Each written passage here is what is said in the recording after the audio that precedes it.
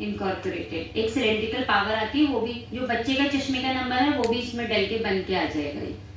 Disadvantage short working distance, जितनी ज्यादा high magnification आप प्रोवाइड करवाओगे उतना वर्किंग डिस्टेंस कम हो जाएगा, ये आप लोगों को पता होना चाहिए। सपोज कोई बच्चा है उसको बहुत बड़े फॉन्ट दिख रहे हैं, नियर विजन चार्ट भी सेम इसी की तरह होता है लेकिन साइज में छोटा होता है, उसमें भी हर एक फॉन्ट साइज का एक ग्रेडिंग होती है। अब आपको पता है कि बच्चा सबसे बड़ा वाला अल्फाबेट पढ़ रहा है और यू वांट कि वो सबसे छोटी वाली लाइन रीड करे, तो आप पहले उसकी मैग्निफिकेशन कैलकुलेट करोगे कि हाउ मच मैग्निफिकेशन ही और शी रिक्वायर्ड। तो उसका जो फॉर्मूला होता है आप नोट डाउन कर लीजिए। उसका जो फॉर्मूला होता है वो होता है कि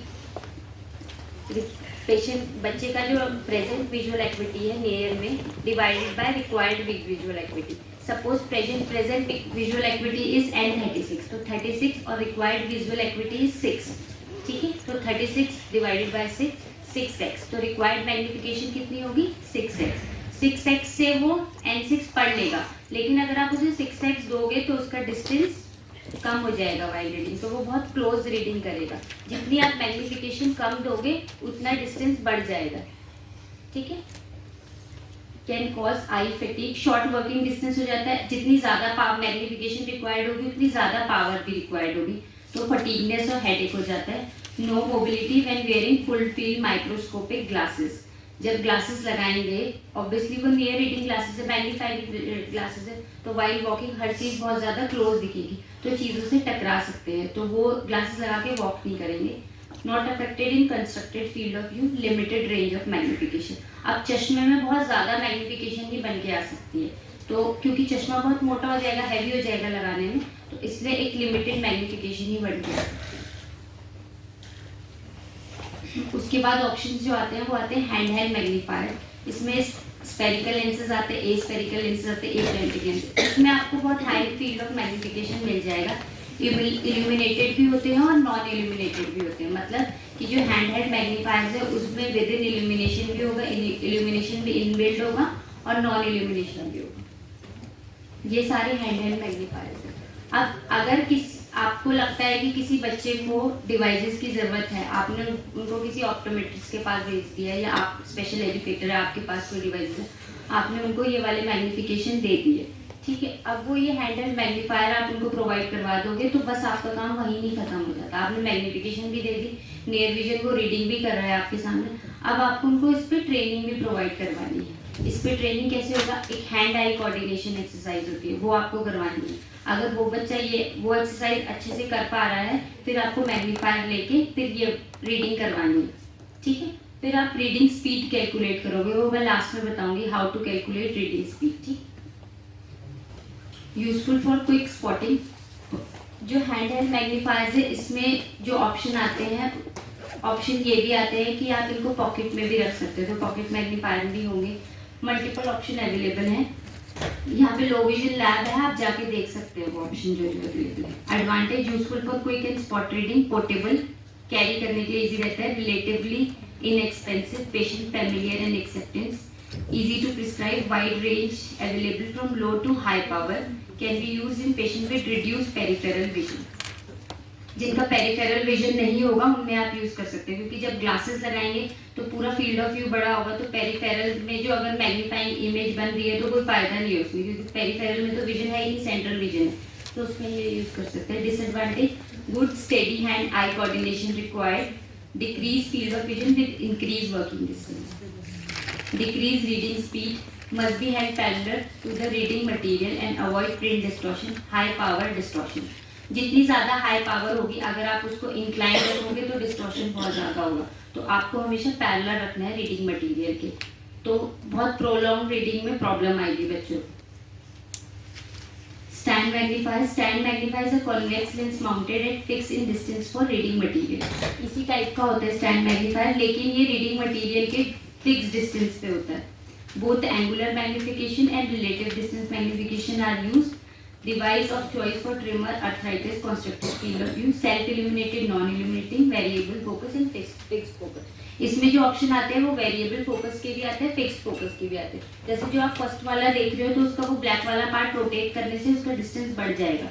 जितना आप लेंस को दूर लेके जाओगे उतना इमेज जो है वो बड़ी हो जाएगी ऑब्जेक्ट की, ऑब्जेक्ट से आप जो भी रीडिंग ऑब्जेक्ट है उससे आप लेंस को अगर दूर लेके जाते हो तो इमेज बड़ी हो जाएगी, रीडिंग ऑब्जेक्ट के पास लेके जाओगे तो इमेज छोटी हो जाएगी।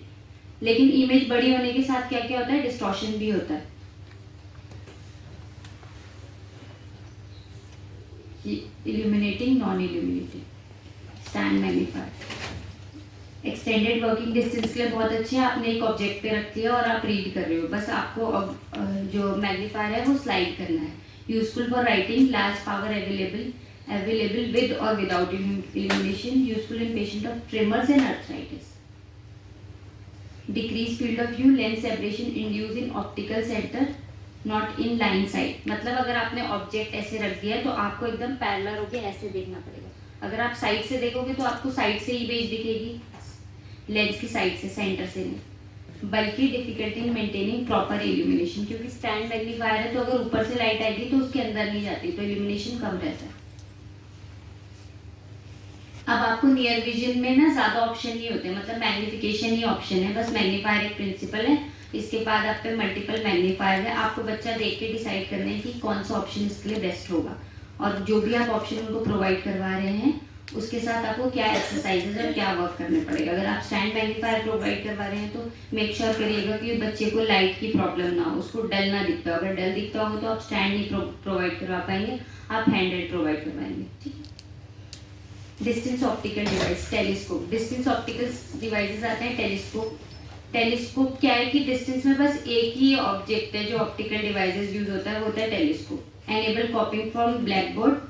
अगर बच्चे को डिस्टेंस से देखने में प्रॉब्लम हो रही है तो बोर्ड पे कॉपी कर सकता है वो बोर्ड से नोटबुक में। Identify street sign, seeing traffic signal, seeing bus number, spot view, watching moving theatre, enjoying sports activity. Working in the principle of angular magnification. जैसे मैंने बताया था कि बहुत छोटा सा डिवाइस है, बहुत ज़्यादा मैग्निफिकेशन प्रोवाइड करा रहा है। तो कैसे प्रोवाइड करा रहा है कि दो लेंसेज ऐसे एंगल पे सेट हैं कि जो इमेज बन रही है रेटिना पे वो लार्ज साइज की बन रही है। Telescope with magnification power 2x to 10x are prescribed for near, intermediate and distant stars. Field of view decrease and magnified. Telescope में क्या होता है ना कि आप एकदम से किसी को टेलीस्कोप दोगे ना, जैसे मैग्नीफायर है, ये हमें पता है कि नियर के देख रहे हैं, मैग्नीफायर दिया, नियर के लिए देखा, देख लिया। टेलीस्कोप में हर डिस्टेंस के आपको टेलीस्कोप सेट करना पड़ता है। तो अगर जैसे बैठ के बोर्ड से कॉपी करने की एक्टिविटी है तो सेम डिस्टेंस है एक तरीके से, तो एक बार टेलीस्कोप सेट कर दिया एक डिस्टेंस के लिए और वहां से कॉपी करते रहे। लेकिन अगर मल्टीपल डिस्टेंस है, जैसे हम रोड पे बैठ के गाड़ियां देख रहे हैं, तो ये नहीं हम सेट कर सकते क्योंकि कोई गाड़ी पास है कोई दूर है, तो हर गाड़ी के लिए हमें सेट करना पड़ेगा। तो एक फिक्स्ड डिस्टेंस के लिए टेलीस्कोप यूज होता है। Hand held monocular clip on design, bioptic design. ये तो सिंगल, एक जैसे फोटो में बना है ऊपर, सिंगल एक मोनोकुलर टेलीस्कोप भी अवेलेबल होता है। ग्लास डिजाइन जैसे ये बना है ये भी होता है, और प्लेन ग्लास के ऊपर आप बायोप्टिक क्लिप ऑन डिजाइन भी ले सकते हैं कि जब व्हेन यू नीडेड तो आप टेलीस्कोप लगाएं, व्हेन यू डोंट तो आप हटा सकते हैं।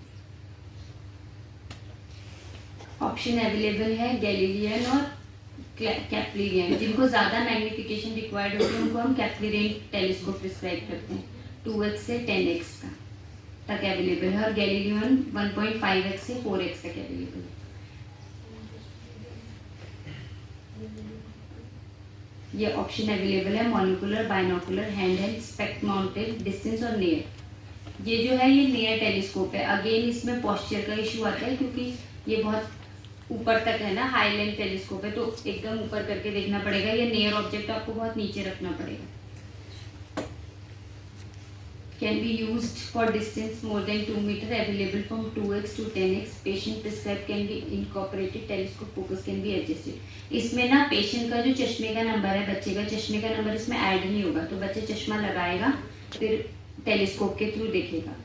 Disadvantage, decrease field of view, less light, क्योंकि टेलीस्कोप आँख के आगे एकदम लग जाता है तो लाइट आने के चांसेस तो बहुत कम है। सम आर एक्सपेंसिव, सारे ही एक्सपेंसिव आते हैं टेलीस्कोप, कोई सस्ता नहीं आता। Training to use, non mobility, इसे लगा के चल नहीं सकता ऑब्वियसली क्योंकि सब चीज बहुत जूम्ड दिखेगी। नॉन ऑप्टिकल डिवाइस, अब नॉन ऑप्टिकल डिवाइस हम उनको देंगे कि जिनका विजन हमें पता है कि किसी भी ऑप्टिकल डिवाइस से नहीं इम्प्रूव हो पा रहा है, या ऑप्टिकल डिवाइस के साथ भी हम नॉन ऑप्टिकल डिवाइस दे सकते हैं, जस्ट टू इंश्योर कि बहुत और क्लियरिटी हो जाए और स्मूथ फंक्शनिंग हो जाए। रेयरली थ्रू प्रिस्क्रिप्टिव डिवाइस, बहुत सारे लोग इसको प्रिस्क्राइब डिवाइस नहीं समझते, क्योंकि ये सब मॉडिफिकेशन हम खुद ही कर सकते हैं, और मेनली तो ये आप लोगों को ही करनी है ये सब मॉडिफिकेशन क्लासरूम में। Non optical device can often be prescribe themselves alone, आप उनको ही दे सकते हैं, केवल ऑप्टिकल डिवाइस ना दें, या लो विजन ऑप्टिकल डिवाइस के साथ दे सकते हैं। Improve visibility of retinal image, optimize the use of magnifiers. Non optical device भी सेम प्रिंसिपल पे वर्क करते हैं। Relative size distance devices, light and illumination contrast devices, posture positioning device, writing and communication device, medical assistive device, mobility and sensory substitution devices. Reading lamp, जो reading lamp है वो भी एक तरीके का नॉन ऑप्टिकल डिवाइसेस है, क्योंकि वो इल्यूमिनेशन लाइट बढ़ा देता है। Reading stand, writing guide, reading guide, signature guide, bold line notebook, paper, bold ink, bold tip pens, soft lead pencils, needle threader and notex. ये जो है ये राइटिंग गाइड है। Black card with rectangular cut horizontally along the card, the patient can feel the empty cut out the space and write. इसके बीच में बच्चे को पेपर रख देगा और फील करेगा कि जहाँ पे लाइंस है वहीं लिखेगा। अगेन ये जो लो विजन है उनके लिए यूज होगा, ब्लाइंड के लिए नहीं होगा। ब्लाइंड के लिए तो ब्रेल है ना। सिग्नेचर गाइड, जहाँ जब किस बच्चे को पता ना चले कि कहाँ सिग्नेचर करना है, या किसी लो विजन पर्सन को नहीं पता चल रहा है कि कहाँ सिग्नेचर करना है, तो वो सिग्नेचर गाइड रख के फील करके और जो स्पेस बना है केवल इसके अंदर सिग्नेचर करेंगे। Notex, it's a rectangular piece of card with step on top right corner which help to identify the currency of note. इसके पीछे नोट रखना है, ऊपर ये पेपर रखना है, वेलवेट का पेपर होता है ये रखना है। तो आपको पता चलेगा कि अगर एक कट है तो 500 का नोट है, 2 कट है तो 100 का नोट है, ऐसे कट आइडेंटिफाई करेंगे शेप्स से। Relative size devices, large objects subtend a larger visual angle at the eye and it thus earlier resolved. जैसे अब ये टेलीफोन है, इसमें लार्ज प्रिंट हो गया, large print material, large type playing card, computer card and large clock, telescope, calendars. Size बढ़ा देना है जो भी रीडिंग मटेरियल उसका। CPF glasses attenuate 100% of UVB wavelength. These are glare control glasses. तो ये क्या है, 100% ऑफ UVB, जितनी भी अल्ट्रावायलेट रेज है ये कट कर देता है, 99% UV रेज ब्लॉक करता है। The blue light portion of visible spectrum is mostly likely to scatter in the eye causing discomfort and hazy. अलग अलग फिल्टर्स हैं, पेशेंट की बच्चे की रिक्वायरमेंट के अकॉर्डिंग हम उसको उनको देंगे। ब्लू लाइट जिनको बहुत ज़्यादा हेज होगा, attenuation 90% of high energy blue light. जो ब्लू लाइट जो भी फिल्टर हम देंगे वो 90% ऑफ ब्लू लाइट कट कर देगा अगर ब्लू में देते हैं, ठीक है। The number of CPF glasses correspond to wavelength in nanometer above which is transmitted, including the full range lenses. 2% dark amber, 100% UV, infrared and blue light protected, help in very bright days. UV light बिल्कुल cut कर देता है, 2% amber blue colour रहता है, ये help करता है bright days में, जिनको ग्लेयर की प्रॉब्लम होती है उनके लिए। 13% stand grey, good for post operative cataract, glaucoma, diabetic and those have corneal transplant. 20% medium plum, good in low light situation, can be worn in indoor. 58% light grey, reduce indoor glare especially under fluorescent light. 65% of yellow, retinitis pigmentosa and macular degeneration. Pinhole glasses, multiple pinhole of approximately 1 mm size are made in the glasses. एक black ऑक्लूडर जैसा होता है, पूरा covered आप समझ लो, glasses है वो पूरा बंद है आगे से, ठीक है। उसमें हम बहुत मल्टीपल पिन होल कर देते हैं, छोटे छोटे छेद कर देंगे। अगर छोटे छोटे छेद कर देंगे तो क्या होगा, एक्स्ट्रा लाइट पूरी कट हो जाएगी, तो जो बच्चे को ग्लेयर लग रहा है वो सबसे पहले खत्म हो जाएगा, ठीक है। तो केवल वो ही लाइट जाएगी जो छोटे छोटे पिन होल में से जाएगी, और जब कम लाइट जाती है तो उसकी बहुत प्रोबेबिलिटी ऑफ चांसेस होते हैं कि वो रेटिना पे ही फोकस होगी। तो जो पिन होल से लाइट जाएगी वो सीधा रेटिना पे फोकस होगी, तो क्लियर इमेज बनेगी। तो मल्टीपल पिन होल ग्लासेस आप दे सकते हो। और जिनको बहुत ज़्यादा ऐसा है कि पूरे फील्ड से नहीं दिख रहा, कहीं कहीं से दिख रहा है, कॉर्नियल पैथोलॉजी है, कोई पूरा कॉर्निया क्लियर नहीं है, कहीं कहीं से कॉर्निया क्लियर है, तो उनके लिए भी ये यूजफुल होता है। Multiple pinholes of approximately 1 mm size are made in the glasses. The distance between the holes should be at least 3 to 3.5 meter. Used for in patients with corneal opacity or condition with irregular reflex. Not used in patients with the central field defect and reduced illumination and visual acuity. Even more, जो हम P caps use करते हैं वो भी एक तरीके से glare control devices हैं. Umbrella filter, amber blue filter, pin hole glasses. ये जो इमेज बनी है फोर्थ वाली ग्रीन बैकग्राउंड से, ये पिन होल ग्लासेस है. ये कॉन्ट्रास्ट के लिए कप दिखाया है. अगर ब्लैक कप है तो उसमें व्हाइट मिल्क है, गुड कॉन्ट्रास्ट. अगर व्हाइट है तो उसमें ब्लैक कॉफी है, गुड कॉन्ट्रास्ट. टॉर्च हो गया. और होम मॉडिफिकेशन आप कर सकते हो, क्लासरूम मॉडिफिकेशन कर सकते हो. जब आपको पता है कि वहाँ पे लो विजन बच्चे हैं तो कोई भी एजेस शार्प नहीं होनी चाहिए, कॉन्ट्रास्ट बहुत अच्छा होना चाहिए, स्टेयर्स हाईलाइट होनी चाहिए. ये सब मॉडिफिकेशन आप कर सकते हैं. असिस्टिव डिवाइसेस आते हैं large print devices, talking devices जो आते हैं. पोस्चर एंड पोजिशनिंग डिवाइसेस, ये है reading टाइपोस्कोप, function, comfort and optimize the use of magnifier, desktop reading stand, flexible and movable stand, reading rack. जैसे ये एक अंकल जी रीड कर रहे हैं ना सामने, ऐसा आप स्टैंड ले सकते हो बच्चों के लिए, तो इससे रीडिंग स्मूथ हो जाएगी. क्लासरूम में इवन यही स्टैंड लगा सकते हो जहाँ पे लो विजन बच्चे हैं. लो विजन का ना, जब आप विजन करोगे या नियर विजन असेसमेंट कर रहे हो एज एन स्पेशल एजुकेटर, तो आपको मेक श्योर करना है कि आप उनको एकदम ऑप्टिमाइज एनवायरनमेंट प्रोवाइड करो. लाइट एकदम बढ़ा दो, स्टैंड एकदम अच्छा होना चाहिए, रीडिंग स्टैंड, पोस्चर बहुत अच्छा होना चाहिए. फिर उस टाइम पे आपको देखना है कि वो रीड कर पा रहा है नहीं कर पा रहा है, और नोट डाउन करना है कि मेक श्योर करें कि वाइल रीडिंग वो ऐसा ही एनवायरनमेंट क्रिएट करे. इल्यूमिनेशन, हमेशा बेटर आई के साइड में इल्यूमिनेशन होगा. Moving light closer, light close होनी चाहिए. High level of illumination is required in pathology. अगर बच्चे को है macular degeneration, glaucoma, diabetic retinopathy, retinitis pigmentosa, chorio retinitis, तो आप हाई इल्यूमिनेशन प्रोवाइड करोगे. अगर कोई भी पैथोलॉजी ऐसी है कि जिसमें एल्बिनिज्म, एनाइरीडिया, तो लो इल्यूमिनेशन प्रोवाइड करोगे. Medical assistive devices, talking thermometer, talking BP apparatus, talking weight weighing machine. Mobility assistive device, sighted guide, cane for various length, dog guide, electronic mobility device, illumination and mobility, wide angle mobility light and nightoscope. Wide angle mobility light, जब walk कर रहे हैं रात को तो एकदम bright light होनी चाहिए. ये जो फर्स्ट वाली इमेज है, कैन होनी चाहिए, लेजर कैन. अब कुछ कैन्स तो ऐसी भी आ गई है इलेक्ट्रॉनिक असिस्टिव कैन, जो लेजर कैन होती है, बेसिकली लेजर्स होती है उसमें. तो अगर आगे कोई ऑब्जेक्ट है जो आप टकराने वाले तो वो वाइब्रेट हो जाती है. Electronic magnification, CCTV, telescope reader, electronic magnification and computer software. Computer software तो यहाँ पे यूज होता है मैग्निफिकेशन के लिए. सीसीटीवी भी यूज हो रहा है, टेलीस्कोप रीडर और इलेक्ट्रॉनिक मैग्निफिकेशन. इलेक्ट्रॉनिक मैग्निफिकेशन में क्या होता है कि बहुत सारे ऑप्शन अवेलेबल है. माउस फॉर्म में होगा या एक स्क्रीन फॉर्म में होगा, उसके नीचे आप प्रिंटर जैसा होगा, उसके नीचे आप ऑब्जेक्ट रख दो, रीडिंग ऑब्जेक्ट, और वो स्क्रीन पे डिस्प्ले होगा लार्ज एंगल में, लार्ज साइज में. CCTV pick up the reading material and display on the magnify and display on the screen. इसमें क्या है कि इसमें नीचे रीडिंग मटेरियल रखा हुआ है और वो स्क्रीन पे लार्ज साइज में डिस्प्ले हो रहा है. मैग्निफिकेशन इसमें 6x होती है, distortion free, bright image, expensive होता है, हैवी होता है और पोर्टेबिलिटी इशू आता है इसमें. और इसमें क्या है कि आप कंट्रास्ट भी चेंज कर सकते हो. जैसे अगर जो भी आपका रीडिंग मटेरियल है उसमें गुड कंट्रास्ट नहीं है तो आप कंट्रास्ट चेंज कर सकते हो. Electronic magnification, it's like mouse magnifier, कि आपको जो भी रीड करना है, इसमें तो उन्होंने एक डिवाइस लगा रखा है ग्लास लाइक, लेकिन इलेक्ट्रॉनिक माउस मैग्नीफायर में क्या होता है, जैसे ये माउस फोल्ड करा हुआ है, जो भी आपको रीड करना है माउस आप उस पर रीडिंग मटेरियल पे रखोगे और सामने स्क्रीन पे डिस्प्ले हो जाएगा.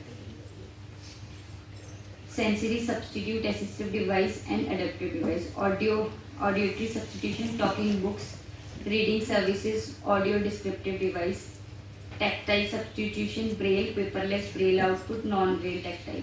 ये सब विजन पे डिपेंडेंट नहीं है, ये सब आपकी अदर सेंसेस पे डिपेंडेंट है.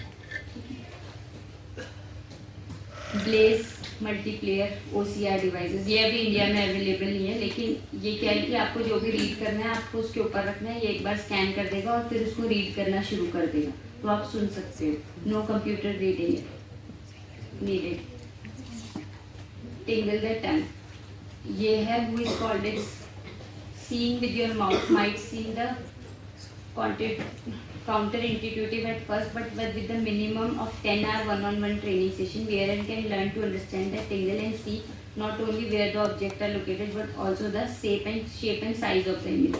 इसमें क्या है कि जो भी आपको देखना है ऑब्जेक्ट वो इसके कैमरे पे होगा सामने, और ये जो टिंगल द टंग ऑब्जेक्ट है इसको आपको अपनी टंग में टच करना है, तो ये सेंसरी सिग्नल्स भेजेगा ब्रेन में, तो आप फील कर सकते हो कि कहाँ, मतलब रिकॉग्नाइज कर सकते हो कि ऑब्जेक्ट कितनी दूर पे है और क्या शेप और उसका क्या साइज है।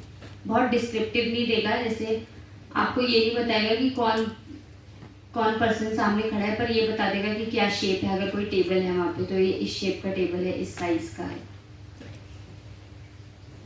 ब्रेल टैबलेट, ये भी सेंसरी बेस्ड डिवाइसेस है। Smart white cane. Smart cane devices in electronic travel aid which can fit on the top and fold of white cane. It serve an enhanced white cane and improves the limiting and detection of knee above and hanging obstacle. जिस can के बारे में बात करी थी, ये the cane other use a special awareness and device and detect the presence and absence of objects surrounding. Haptic shoes. Haptic shoes has been designed to utilize the haptic technology so as to enable the blind and visually impaired person to walk independently without having any cane or any other traditional devices. इसमें भी same है, इसमें sensory एक camera लगा है सामने, और जो भी देखेगा अगर कोई ऑब्जेक्ट है सामने तो ये वाइब्रेट करेगा या आपको सिग्नल प्रोवाइड करेगा। एक ईयरबड लगता है कान पे, उसके ऊपर। एनवायरमेंट में मॉडिफिकेशन कर सकते हो using colour contrast, food arrangement with good color contrast. The handles of garden tool can be painted, bring yellow and easy location, colored electric socket for identification. Choose kitchen utensils with different color and handle, different color and plastic free bags. Understand the visual and mental status need and modification. अब आपको क्या ध्यान में रखना है, जब भी कोई बच्चा आपके पास आ रहा है सबसे पहले तो आपको देखना है कि वो एनवायरनमेंट से कैसे बिहेव कर रहा है, चीज़ों से टकरा तो नहीं रहा है, ठीक है। ऑब्जर्वेशन से ही आपका एग्जामिनेशन शुरू हो जाएगा, ठीक है। उसके बाद आप उसको काउंसलिंग करोगे, उससे बात करोगे, व्हाट ही नीड्स, ही और शी नीड्स, उसके अकॉर्डिंग आप डिवाइसेस प्रोवाइड करवाओगे। और सबसे पहले डिवाइसेस प्रोवाइड कराने से पहले वो BCVA हो, बेस्ट करेक्टेड विजुअल एक्टिविटी, मतलब वो ग्लासेस अपने पहने हो उन्होंने, उसके बाद आप डिवाइसेस प्रोवाइड करवाओगे। Any query? जो मेरा क्वेश्चन था कि एक बच्चा जो मतलब हमारे पास आ रहा है और हम यहाँ पे उसको अभी भेजेंगे, क्योंकि यहाँ पे उन्होंने 6 इयर्स में बोला है जब आने का, अभी छोटा है काफ़ी, 3 साल का है, तो उनके वो हमारे पास आ रहा है, तो हम उसके से क्या ऐसा करें कि जो मतलब अभी तो हम उसको क्या करें, थ्रू टेक्टाइल उसको ज़्यादा से ज़्यादा इन्फॉर्मेशन दे रहे हैं कि ये चीज़ है, पर वो अधिकतर रोशनी की तरफ देखता है। जैसे विंडो से अगर रोशनी आ रही तो वो अपना फेस उधर टर्न कर लेगा और रोशनी की तरफ देखेगा, तो वो हम थोड़ा सा उसको पता भी नहीं कर पा रहे कि वो लो विज़न है या फिर विजुअल। मैम बच्चों के केस में क्या होता है ना, पहले तो आपको आइडेंटिफाई करना होता है कि इनको थेरेपीज़ की ज़रूरत है या डिवाइसेस की ज़रूरत है। थेरेपीज़ वाले केस में अगर वो रोशनी की तरफ देख रहा है तो पहले तो आप उनका पूरा ऑप्थेल्मोलॉजिकल एग्जामिनेशन कराइए कि क्या डिजीज़ है, अगर कोई डिजीज़ प्रोग्रेशन है, डिजीज़ का प्रोग्रेसिव डिजीज़ है तो आप उनको टेक्टाइल की तरफ लेकर जाइए। अगर प्रोग्रेसिव डिजीज़ में स्टेबल है, हो सकता है सब कुछ स्टेबल हो और कॉर्टिकल ड्राइनेस हो, तो आप BEP करवा सकते हैं, तो हमें आइडेंटिफाई हो जाएगा कि ब्रेन लेवल पे सिग्नल जा रहे हैं नहीं। अगर स्टिल सब ओके है, बच्चा फिर भी चीज़ें नहीं पकड़ रहे हैं, तो हम उनकी विजन थेरेपी शुरू करते हैं। बस पहले तो स्टिमुलेशन थेरेपी शुरू करते हैं, फिर वो चीज़ें आइडेंटिफाई करने लगता है, फिर उस बेसिस पर हम दिखाते हैं। और लो विजन हमें पता चलेगा या नहीं पता चलेगा, उसके लिए आपको पूरा उनका क्लिनिकल एग्जामिनेशन कराना पड़ेगा। अगर कोई ग्लासेस हैं तो हम ग्लासेस प्रोवाइड करवाएंगे, और लो विजन कैटेगरी का तभी पता चल जाता है जब क्लिनिकल एग्जामिनेशन होता है। 3 साल का बच्चा है, कोई पैथोलॉजी नहीं है, तो मोस्ट प्रोबेबली वो लो विजन कैटेगरी में नहीं होगा। जस्ट उनकी थेरेपी चलेगी, वो ठीक हो जाएंगे, विजन इम्प्रूव हो जाएगा।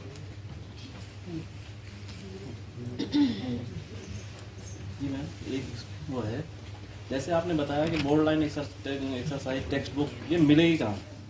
ये यहाँ पे मिल जाएगी आपको। नहीं मिल रही मैम, मैं 3 महीने से चक्कर काट रहा हूँ यहाँ,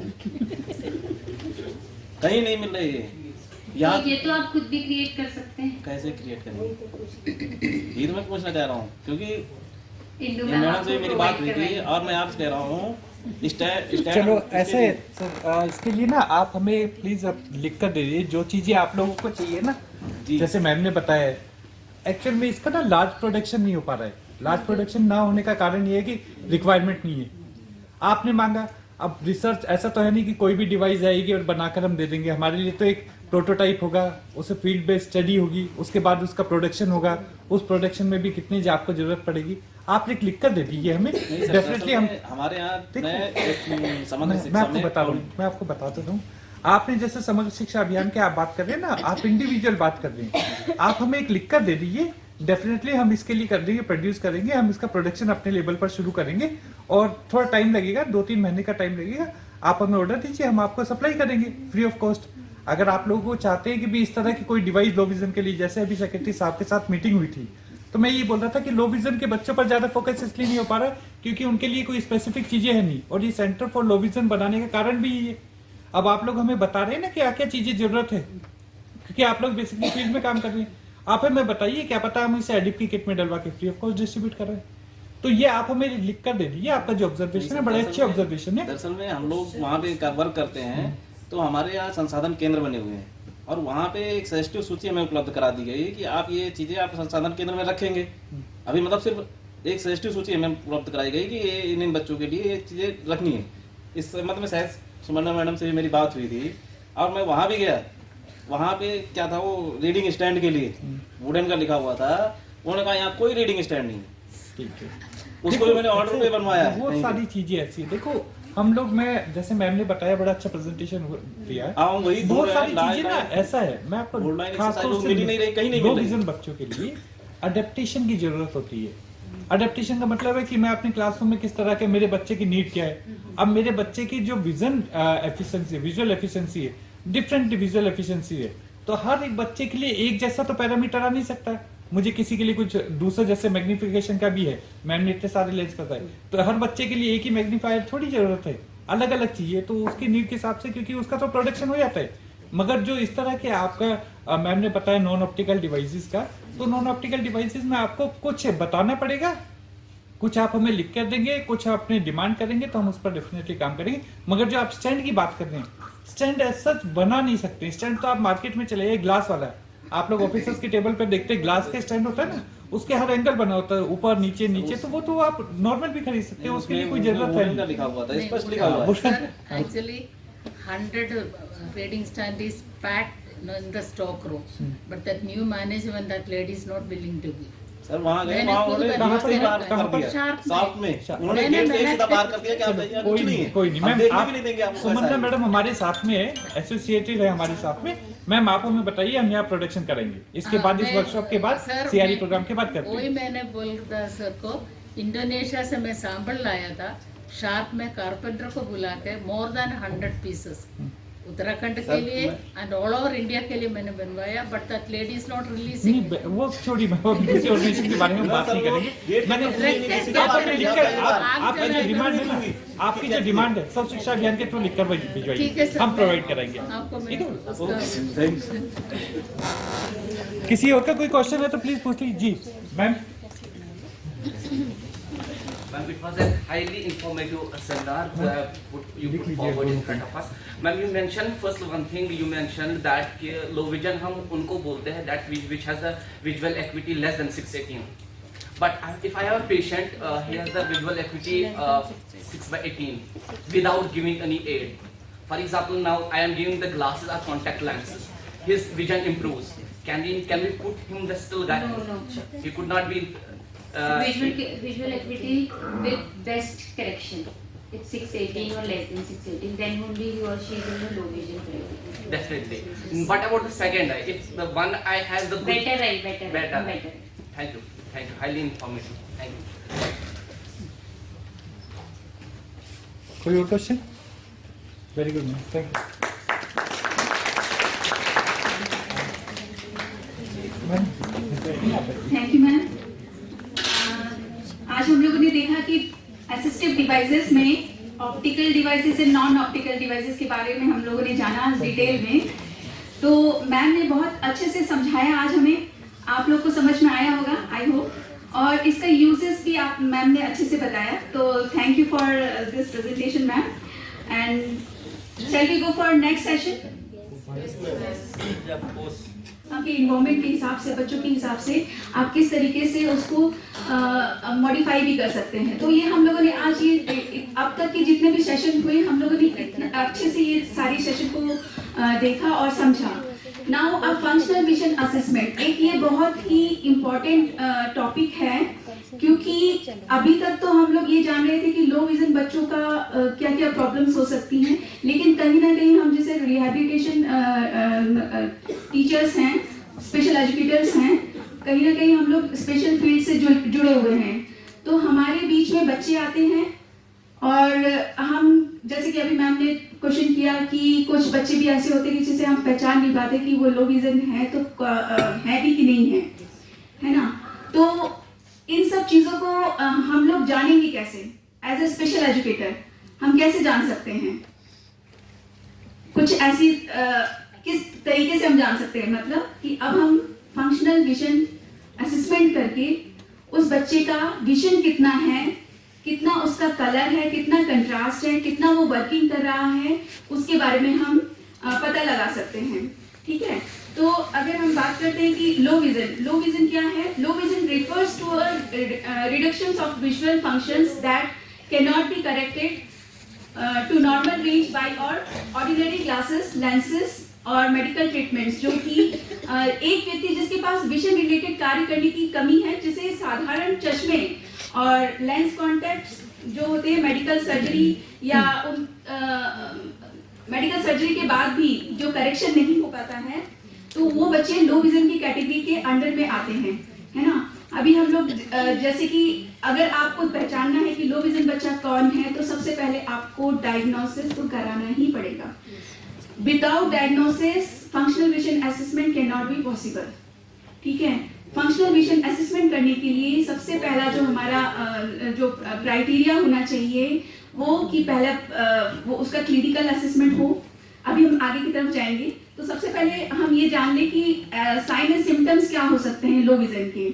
तो ये है कि increase dependency on others to carry task normal perform independently. जो बच्चा होता है कि आमतौर पर वो स्वतंत्र रूप से किए जाने वाले जो कार्य होते हैं उनको वो दूसरों पर निर्भर रहता है, और वो उनको फेस पहचानने में भी डिफिकल्टीज होती है।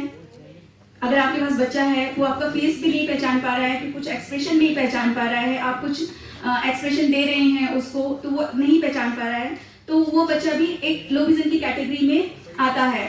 और difficulty in coordinating colours and clothes also, वो कलर्स आपको नहीं बता पाएगा कि वो कौन सा कलर है, तो उसको इन कलर्स में भी प्रॉब्लम हो सकती है। और उस जो क्लोथ्स उसने पहना है, कौन से कलर का क्लोथ्स पहना है, उसको भी वो रिकॉग्नाइज करने में उसको प्रॉब्लम हो सकती है। नेक्स्ट है कि difficulty in complain of poor night vision, रात के समय में जब वो कोई भी प्रॉब्लम्स हो सकती है, उसको लाइटिंग की प्रॉब्लम्स हो सकती है, तो नाइट में भी उसको दिखता नहीं है, कम दिखता है बच्चों को। डिफिकल्टी इन नेगोशिएशन स्पेस, जो और क्या होता है कि एक तो पहले तो चेहरे को नहीं पहचानने में प्रॉब्लम होगी, और वो क्या होगा, और जो उसका स्पेसिंग है नेगोशिएट करेगा वो स्पेस में। And tilting head to see an object, कोई भी एक ऑब्जेक्ट होता है जब वो देखता है, किसी ऑब्जेक्ट को देखता है तो अपना सर भी झुकाता है या टिल्ट करता है इस तरीके से, जो उसको किस देखेंगे कि आप कौन से आई से वो प्रिफर कर रहा है, कौन से आई से वो देख रहा है। तो ये भी कंडीशन हो सकता है, वो भी बच्चा लो विजन की कैटेगरी में आएगा। And objects bring closer to the eyes, जो कोई भी ऑब्जेक्ट होता है या कुछ प्रिंट है वो बिल्कुल अपने आंखों के सामने लेके जाता है। तो ये सारे जो सिम्टम्स हैं ये एक लो विजन बच्चे में हम लोग देखने को मिलता है। अब हम जान लेते हैं कि लो विजन का जो डेफिनेशन है वो क्या कहता है। As per rights of person with disabilities act 2016 में जो बताया गया है, लो विजन और जैसे कि हमने देखा है कि विजुअल इम्पेयरमेंट की 2 कैटेगरीज हैं, है ना, ब्लाइंडनेस है एंड लो विजन है। तो लो विजन को अलग कैटेगरीज में रखा गया ताकि लो विजन के बारे में लोग जान सकें और उसको विजन जो रिलेटेड प्रॉब्लम्स है उसको रिड्यूस कर सके उसके बारे में अच्छे से, क्योंकि होता क्या है, ब्लाइंडनेस हम लोग ज्यादा जानते हैं कि ब्लाइंड पर्सन से ज्यादातर हम लोग फोकस करते हैं ब्लाइंडनेस पे। तो आरपीडब्ल्यूडी एक्ट में क्या हुआ कि वो उन्होंने 2 कैटेगरीज बना दी, ब्लाइंडनेस एंड लो विजन। तो लो विजन क्या कहता है, low vision means a condition where a person has any of the conditions, namely पहला जो कंडीशन होता है विजुअल एक्विटी नॉट एग्जिटिंग 6/18 और लेस देन 20/60 up to 3/60 और up to 10/200 Snellen with a better eye with the best possible correction। जितनी भी corrections हो सकती हैं, बेस्ट पॉसिबल करेक्शन के बाद जो बच्चे की विजन होती है 6/18। 6/18 का मतलब ये होता है कि एक पर्सन है जो कि 6 मीटर की दूरी से पढ़ सकता है, एक नॉर्मल विजन 6/6 होता है, जैसे कि अभी तक आप लोगों ने ऑटोमेटिक से सुना।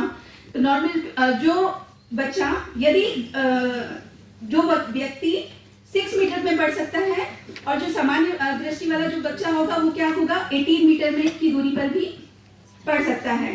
तो with the best possible correction ये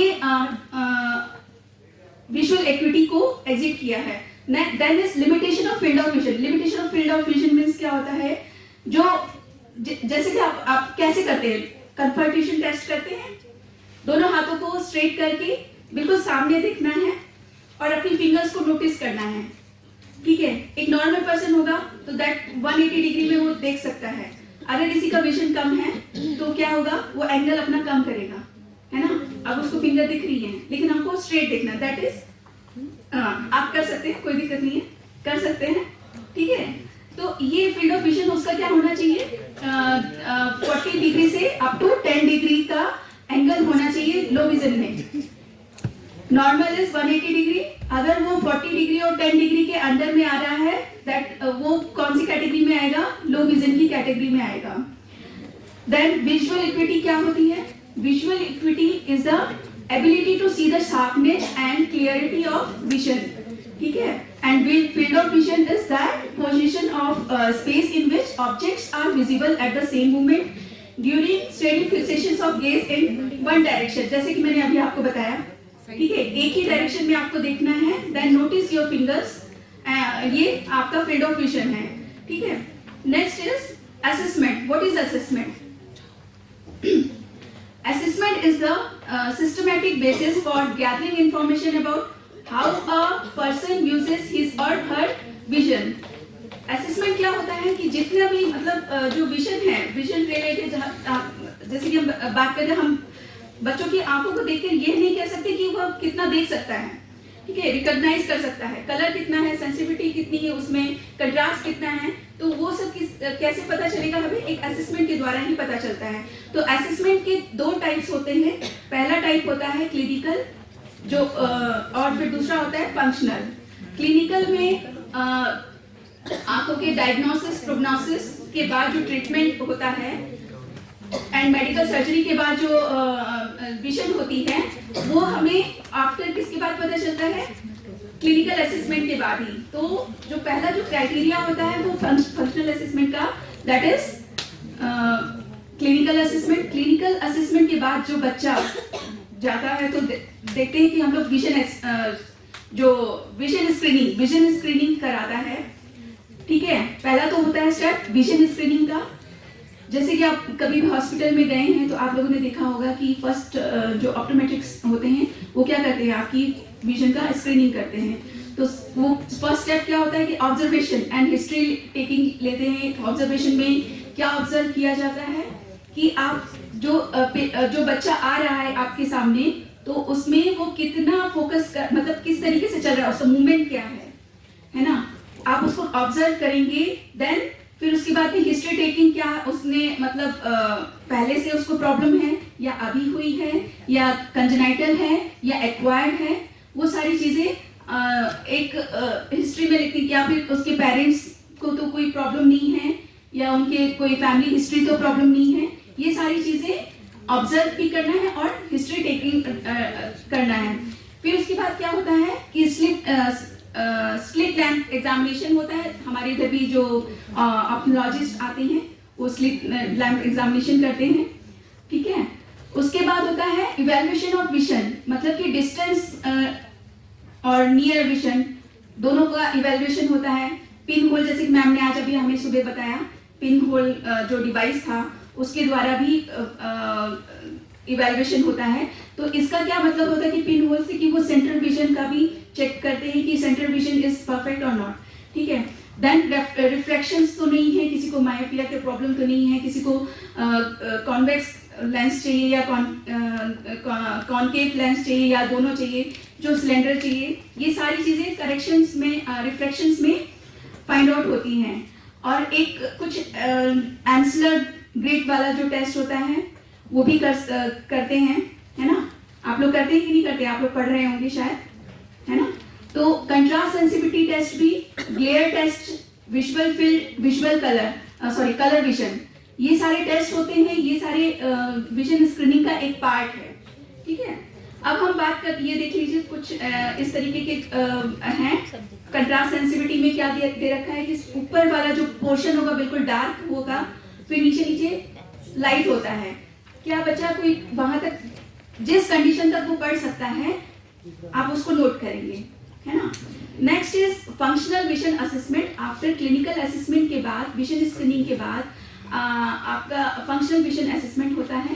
functional vision assessment measure how well a child uses vision to perform routine tasks in different place and in different material throughout the day. और जो functional vision assessment must be based on the observation of a child, a variety of setting, both indoors and outdoor at different times of time. तो functional vision assessment का एक हमारा जो criteria होता है करने का, वो ये होता है कि हम लोग को जैसे कि हमने देखा कि क्लिनिकल असेसमेंट में फाइंड आउट हो गया कि कितना उसका विजुअल इक्विटी है, कितनी उसकी फील्ड ऑफ विजन है, और उसका चश्मे का नंबर कितना बना है या विजन उसकी कितनी है। सपोज एक आंख में उसकी 6/9 है और दूसरी आंख में 6/12 है, तो ये हमने फाइंड आउट तो करवा लिया। लेकिन अब क्या करना है, अब हमें फंक्शनल विजन करना है। क्यों? क्योंकि अब बच्चे को हमें स्टडी के लिए तैयार करना है। वो कैसे पढ़ेगा, किस रूप में पढ़ सकता है, वेदर ही रिक्वायर्ड ब्रेल और कंटिन्यू विद ब्रेल और कंटिन्यू विद लार्ज प्रिंट, है ना। उस सब चीजों को फाइंड करने के लिए हमें फंक्शनल विजन असेसमेंट टेस्ट करना होता है।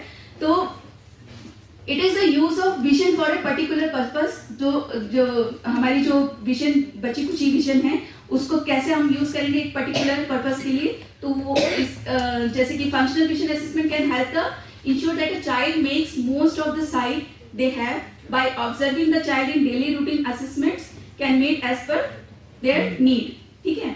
तो नीड क्या है फंक्शनल विजन असेसमेंट की? This assessment provide information about a student's ability to use their vision in a learning environment, ये एक नीड है। और क्या हम इन्वेस्टिगेशन कर सकते हैं जब हम फंक्शनल विजन असेसमेंट करते हैं, तो क्या क्या हम इन्वेस्टिगेशन कर सकते हैं? एबिलिटी टू रिकॉग्नाइज ऑब्जेक्ट, क्या बच्चा वो ऑब्जेक्ट को रिकॉग्नाइज कर रहा है, पिक्चर्स को देख पा रहा है, शेप्स को रिकॉग्नाइज कर पा रहा है, कलर को पहचान पा रहा है, ये सारी चीजें हमें उसमें कितनी क्षमता है वो हमें पता करनी होती है। और मूवमेंट ऑफ द आई, बच्चे की आंख का मूवमेंट, जब हम असेसमेंट कर रहे होते हैं तो हमें फोकस करना है बच्चों की आंख का मूवमेंट पे, कि वो राइट से प्रिफर कर रहा है कि लेफ्ट से प्रिफर कर रहा है या फिर बोथ आई से प्रिफर कर रहा है या फिर वो कितना नजदीक लेके आ रहा है, वो हमें फोकस करना है उसकी आई जो आंखों का मूवमेंट पे। नेक्स्ट, फिगर ग्राउंड डिस्क्रिमिनेशन करता है कि नहीं, जो भी चीजें पड़ी हैं नीचे या आप उसको ग्राउंड में ले जा रहे हैं तो वहां पे जो ऑब्स्टिकल्स पड़े हैं तो उसको देखता है या नहीं देखता है, वो अवॉइड करता है या वो टकरा रहा है, वो सारी चीजें हमें डिस्क्रिमिनेट करनी होती हैं। डेप्थ परसेप्शन करना होता है and how visual attention is affected. अब ये भी देखना होता है कि कितनी उसकी विजन अफेक्ट है और कितनी बची है ना। Capacity to look and listen, अगर आप उसको बोल रहे हैं कि देखो सुनो, ठीक है, वो उसको प्रोसेस कर रहा है कि नहीं कर रहा है, और वो जो आपने कहा है उसे वो कर पा रहा है कि नहीं कर पा रहा है। तो ये सारी चीजें हमें एक नोटिस करनी है, ऑब्जर्व करना है, ठीक है। तो ऑब्जर्वेशन क्या है कि सबसे पहले जो है knowledge and feeling about vision, कितना उसका मतलब हमें ये पता होना चाहिए कि कितना बच्चे का नॉलेज कितनी उसमें विजन की क्या क्या उसका प्रॉब्लम्स है। कभी भी हम जब असेसमेंट करते हैं तो उसकी कंडीशन को भी देखते हैं कि उसमें क्या प्रॉब्लम्स हैं। कुछ पेशेंट्स होते हैं आरपी वाले केसेस होते हैं, कोई ऑप्टिकल नर्व्स में उनका प्रॉब्लम होता है, तो as per the condition of the eye हमें उनको नोट करना है और उनका असेसमेंट उसी के बिहाफ पे करना है।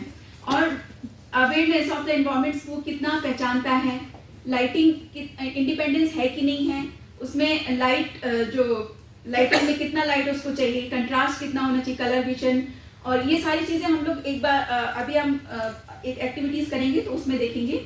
अब ये हम देख रहे हैं कि मेजर एरिया जो असेसमेंट के फंक्शनल विजन असेसमेंट का जो मेजर एरिया होता है वो 4 प्रकार के हैं mostly: communication, near vision related activities और activities of daily living, orientation and mobility.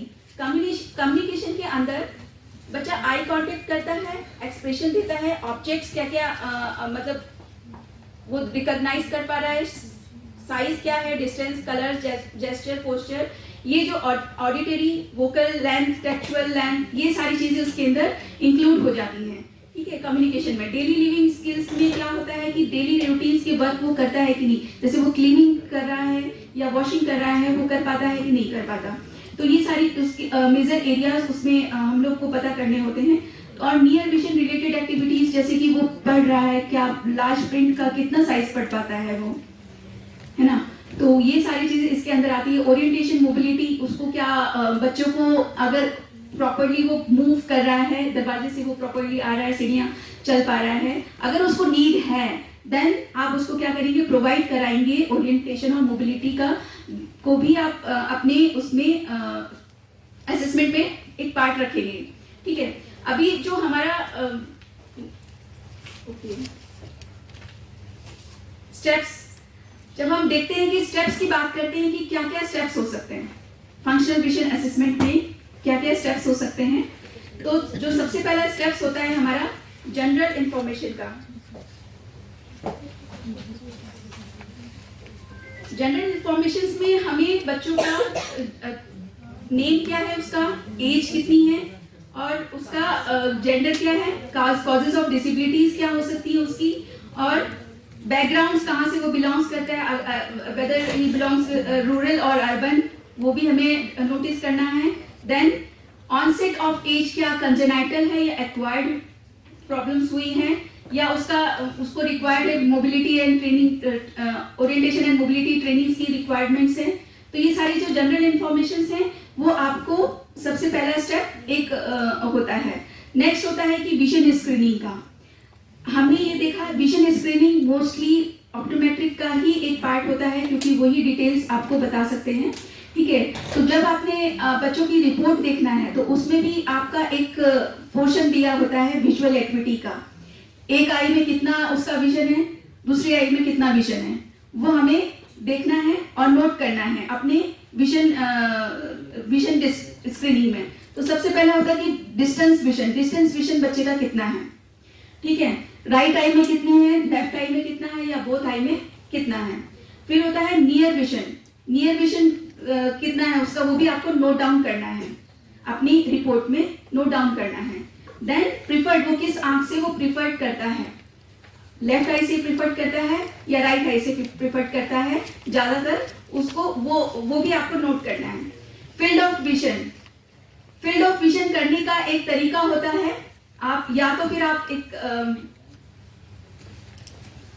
देखो, ये जो फर्स्ट वाला जो मैंने बताया है दैट इज कंफर्टेशन टेस्ट, आप इसको भी कर सकते हैं, फिंगर दिखा सकते हैं। ठीक है। नेक्स्ट वन एक हमारी जो सुमना मैम ने हमें सिखाया, ये वाला जो है एक नया ही है रिसेंट, कि एक ऑब्जेक्ट लिया है और उसको दाएं से लेना है बाएं से लेना है। Rahul please come.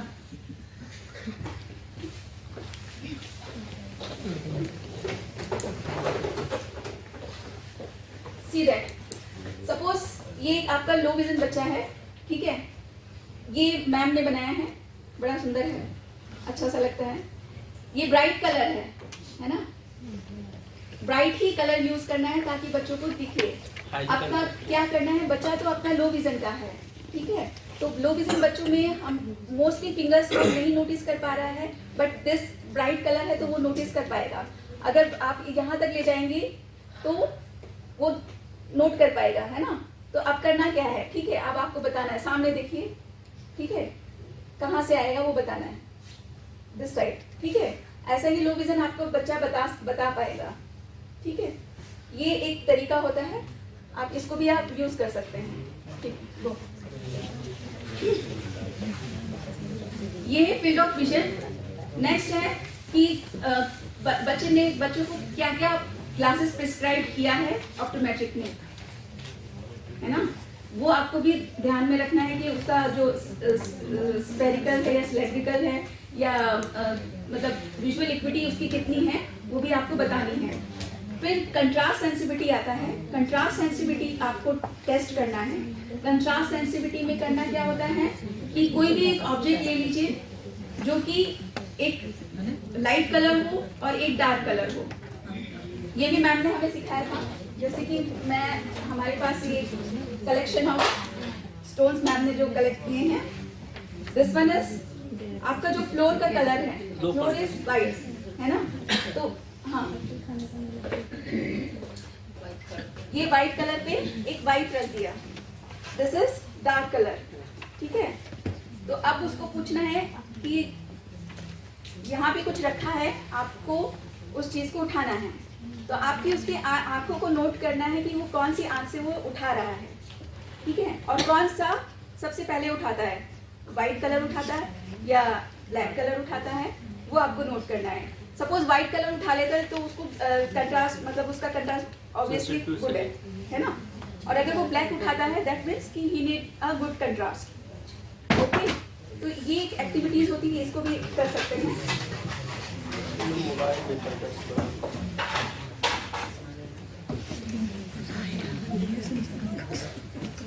Next is colour vision test. कुछ होते हैं जैसे कि कलर डिस्क्रिमिनेशन, कलर मैचिंग और कलर शॉर्टिंग वाले। तो यहाँ पे कुछ ऐसे हम लोगों ने यहाँ पे कुछ टेस्ट भी रखे हुए हैं। ये डिफरेंट टाइप्स के कलर्स हैं, ये आप लोग भी बना सकते हैं, ठीक है। हाँ, कलर्स एक, हाँ ये एक कलर है, ये कितने कलर है, सेम कलर है ये, और ये डिफरेंट है। इसको आपको फैलाना है, स्प्रेड करना है और उसको पूछना है कि इसमें डिफरेंट कलर कौन सा है। बच्चा बताएगा।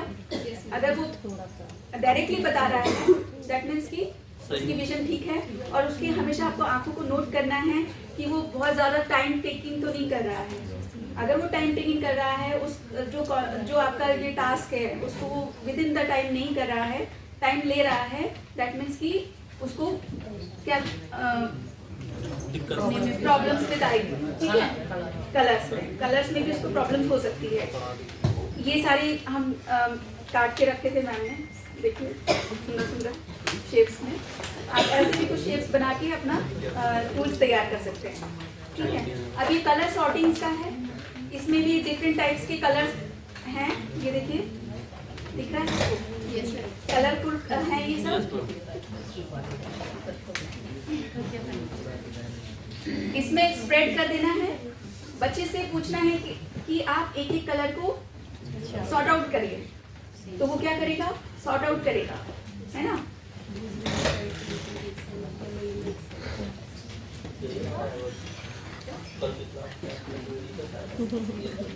ठीक है, तो ये हम जो हमारा जो फंक्शनल एरिया का अब मेन पार्ट में आएंगे हम लोग।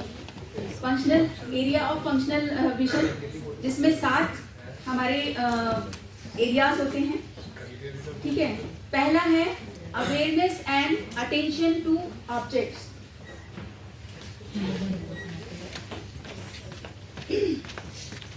ठीक है, इसके अंदर 2 सब एरिया है। पहला अटेंशन एंड दूसरा reach. Can person see object close to him. अगर बच्चा उस चीज को बिल्कुल क्लोज में देख रहा है, यानी आपको वो नोटिस भी करना है, और कितना वो टाइम टेकिंग कर रहा है वो भी आपको नोट करना है। सपोज ये हमारे बीच में एक लो विजन बच्चा है, इन्होंने एक ऑब्जेक्ट लिया, ठीक है, दिख रहा है आप लोग को सब लोग? ये ऑब्जेक्ट है हमारे हाथ में, ब्राइट कलर का ऑब्जेक्ट है, हमारा बच्चा लो विजन का है, तो क्या करे, वो बोलेगा कि आप इसको देखिए 1 मीटर के डिस्टेंस पे वो बच्चा देख पा रहा है, या अगर वो नहीं देख पा रहा है तो देन ब्रिंग हिम क्लोज, ठीक है, उसको क्लोज लेके आना है, और कितना उसका मतलब कितना उसका डिस्टेंस है वो भी आपको देखना है, ठीक है। देन रीच में कुछ ऑब्जेक्ट्स हमने लिया, कंट्रास्टिंग कलर, मतलब ब्राइट कलर में, और आप उसको बच्चे को आंख बंद करवाएंगे। नहीं, आंख नहीं बंद कराना है, अच्छा, okay okay okay, will place it in the table उनके रीच में, ताकि उनका आर्म स्ट्रेच हो सके 1 मीटर डिस्टेंस में। एंड तब हम उसे बोलेंगे कि वो उसको ऑब्जेक्ट को अपने हाथों से उठाए। तो हमें देखना है कि वो डायरेक्टली पकड़ लेता है, या वो थोड़ा अपनी आइज़ को इधर उधर मूव करके, या थोड़ा असेसमेंट कर रहा है कि कितना उसको रीच करने के लिए टाइम लगेगा, या कितने डिस्टेंस में है। तो अगर उसे डिस्टेंस टाइम लग रहा है तो उसके उसमें थोड़ा विजन का प्रॉब्लम है। अगर आपके पास ऐसा भी है, कुछ भी ऐसा सामान नहीं है, बगीचा से को फूल तोड़ के आओ, अभी मेरे सामने फूल पड़ा था, तो मैं बस ऐसा मेरा लोकेशन बच्चा का सामने मैंने रख दिया, और मैं उसको बोल दिया it's already a bright flower, इसको उठा दो, बट 1 मीटर डिस्टेंस में आपको टेस्ट करना है। If the child can not reach that the distance, bring the child half meter, then closer, and then you have to write with what distance the child was able to see. वो आपको note करना है, so that reach. So हमारा सबसे पहला वाला visual skill complete, ठीक है, ये फर्स्ट एरिया है। Next is control of eye movement, जिसमें ट्रैकिंग एक मेन पार्ट है, मेन गेज एंड ट्रैकिंग। तो इसमें भी आपको क्या करना है कि मूविंग ऑब्जेक्ट्स, कोई एक मूविंग ऑब्जेक्ट्स लेना है, ठीक है, उसका बच्चों को पोजीशंस देखने की क्या क्या मूविंग ऑब्जेक्ट्स वो कर रहा है। सपोज मेंटेन गेज कर रहा है, तो एक आपने बॉल लिया, या आप पेपर का बॉल भी कर सकते हैं, लेकिन वो मूव बहुत ज्यादा मूव नहीं हो कि मतलब वो एकदम क्रिकेट की तरह आगे चले जाए, बिल्कुल ऐसा मैंने बॉल लिया, उसको मूव किया, बच्चे से पूछा आपको कहाँ तक देखा, ठीक है, आपको उसकी आंखों, हाँ ठीक है, इफ ये एक बॉल है, मैंने इसको मूव किया स्लोली, जहाँ तक ये जाएगा आपको वो देख पा रहा है कि नहीं, आपने उसकी आंखों को वो नोट करना है कि वो ट्रैकिंग कर पा रहा है कि नहीं कर पा रहा, ठीक है, ये एक एक्टिविटीज है। Next, in order to you have to, the child has to see up to 4 meters. 4 metre तक अगर आपने देख लिया, आपको you have to start putting your 4 3 2 1 एक स्केलिंग होता है, आपको एक स्केलिंग भी देनी है कि 4 मीटर तक बच्चे ने प्रॉपर्ली देखा तो आपको 4 मीटर देना है, अगर 3 मीटर तक देखा है तो 3 मीटर देना है स्केलिंग। मतलब इसका 4 आपने क्यों दिया, बिकॉज वो प्रॉपर्ली उसका गुड आंखों का जो देखने का है क्षमता है वो गुड है, तो आपने 4 दिया। अगर बिल्कुल भी पुअर है दैट मीन्स आप उसको 1 दें, ठीक है। तो ये स्केलिंग एक पार्ट होता है। नेक्स्ट है control of eye movement scanning, ठीक है। अब इसमें बच्चा कितना स्कैन कर सकता है, तो फर्स्ट है shift gauge and fixing change fixation. तो एक हमारे पास बॉल है, बॉक्स है, कोई भी आप ऑब्जेक्ट्स ले सकते हैं, ब्राइट ऑब्जेक्ट्स होना चाहिए, ठीक है।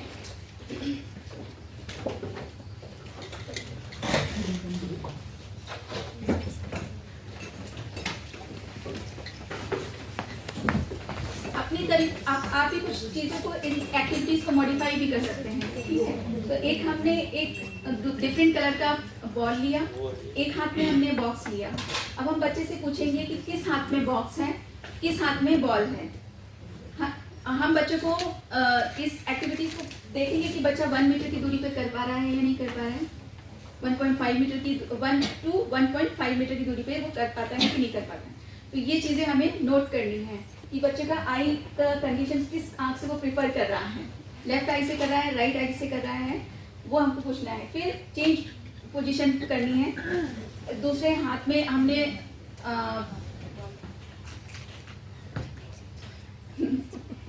ठीक है, तो ये परफेक्टली लोग You have to do it horizontal, vertical, diagonal. ठीक है, ठीक है। और सामने बदलना नहीं ऑब्जेक्ट को, पीछे बदल दीजिए, नहीं है तो चिल्ड्रन आर क्लेवर, वो एकदम आपको बता दे।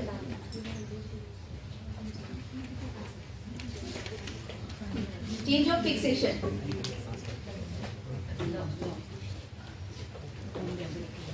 मैम अभी आपको करके दिखाएंगे properly. Okay, you have to have two objects in hand. One object, a small ball, and another object, a coin. So you give to the low vision child, okay, and then you have to stand 3 meters apart. Distance is very very important. जो पहला वाला scanning आपने करा 1 metre distance, अभी जो change fixation का ये है, ये इसलिए कर रहे हैं क्या, नजदीक का चीज देखे, जब आंख को उठा के दूर देखेगा, whether the child is able to see far, near, far, near, far. Got it? Yes. The scanning skills, whether the child is able to do it near, okay, and this will help in mobility. जब वो चलते हैं, नजदीक का देख लिया रास्ता, थोड़ा दूर और नजर मारा, दूर का भी देखा हो, चलते गए। Okay, this is to teach the scanning skills near, far. Okay, so I have one object in my hand, the child has one object in hand. So I will ask the child, look at the coin in your hand. Then I will ask, okay, now look at the object in my hand. Can you see? Yes. So if the child is not able to see 3 meters, teacher, remember you move to क्योंकि अभी आप बच्चा को बोला 1 metre आगे आओ, बच्चा खुद दिखती नहीं है तो नहीं आ सकते, इसलिए teacher you move. So then again ask her, look at the coin. Now look at my object. If the child is still not able to see, move to 1 meter.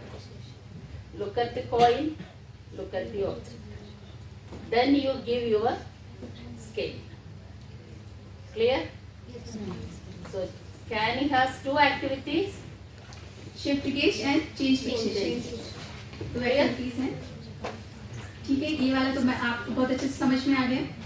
Next जो हमारा एरिया है discrimination of object का, जिसमें find objects, follow path, avoid objects, identity objects.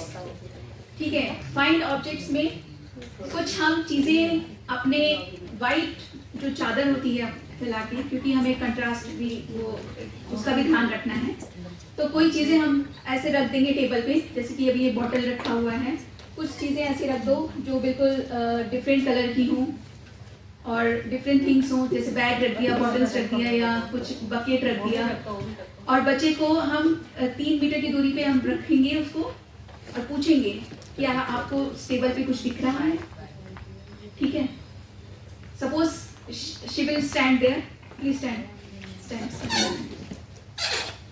ठीक है, ऐसे ही आपको position रखनी है बच्चों की कि क्या वो देख पा रहा है या नहीं देख पा रहा है ना।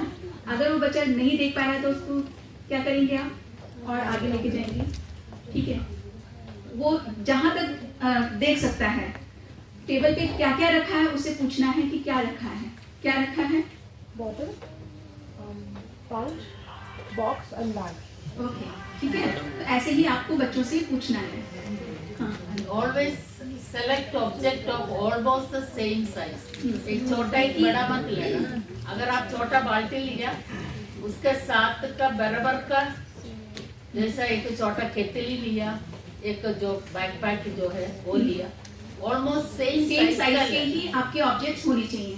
So अगर जो बच्चे हैं अगर वो दूर से नहीं दिख पाते तो आप उनको शेप के हिसाब से पूछ सकते हैं, डिस्क्रिमिनेट करो, कलर के हिसाब से डिस्क्रिमिनेट करो, नेम ऑफ द ऑब्जेक्ट के हिसाब से भी डिस्क्रिमिनेट करो. So you can go into different way to complete that activity.